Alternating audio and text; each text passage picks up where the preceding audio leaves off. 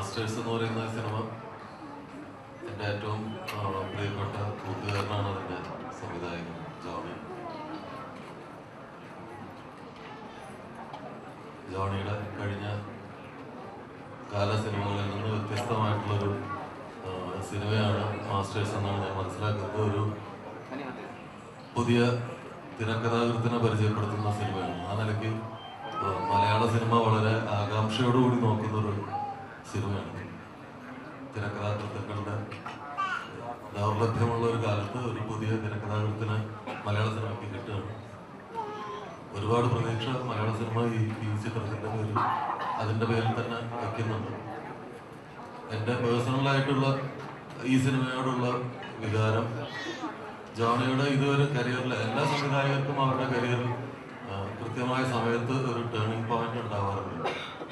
അതുവരെ ചെയ്തിരുന്ന സിനിമകളിൽ നിന്ന് പുതിയ തരം സിനിമകളിലേക്കുള്ള മാറ്റം, പോസിറ്റീവായിട്ടുള്ളൊരു ടേൺ, അത് എല്ലാ പ്രമുഖ സംവിധായകർക്കും അവരുടെ കരിയറിൻ്റെ നിർണായകമായ സമയത്ത് കിട്ടിയിട്ടുണ്ട്. ജോണിക്ക് ഈ സിനിമ അത്തരം ഒരു ടേണിംഗ് പോയിന്റ് സമ്മാനിക്കട്ടെ എന്ന് ഞാൻ പ്രാർത്ഥിക്കുന്നു. മറ്റൊരു വലിയ സന്തോഷം, ശശികുമാറിൻ്റെ സുഹൃത്താണ്.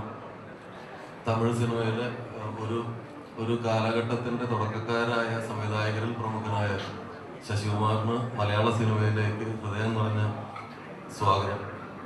മലയാളി പ്രേക്ഷകരെയും മലയാളി സംവിധായകരെയും മലയാളി നടന്മാരെയും ഒക്കെ ഒരുപാട് പ്രചോദിപ്പിക്കാൻ അദ്ദേഹത്തിൻ്റെ സിനിമകൾക്ക് കഴിഞ്ഞിട്ടുണ്ട്.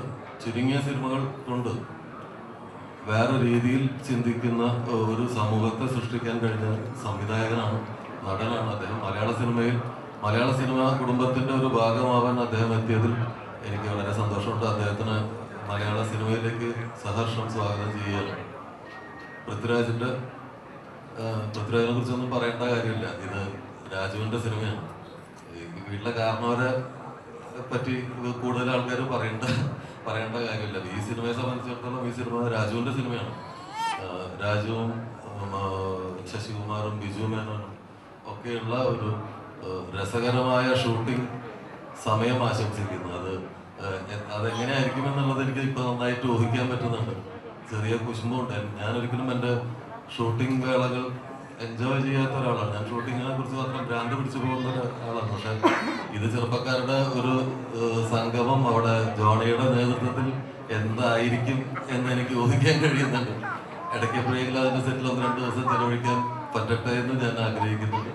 എല്ലാ ആശംസകളും എല്ലാ വിജയങ്ങളും നേരുന്ന എല്ലാ പ്രാർത്ഥനകളും വലിയ വിജയങ്ങളാണ് ദൈവം ആഗ്രഹിക്കുന്നത്.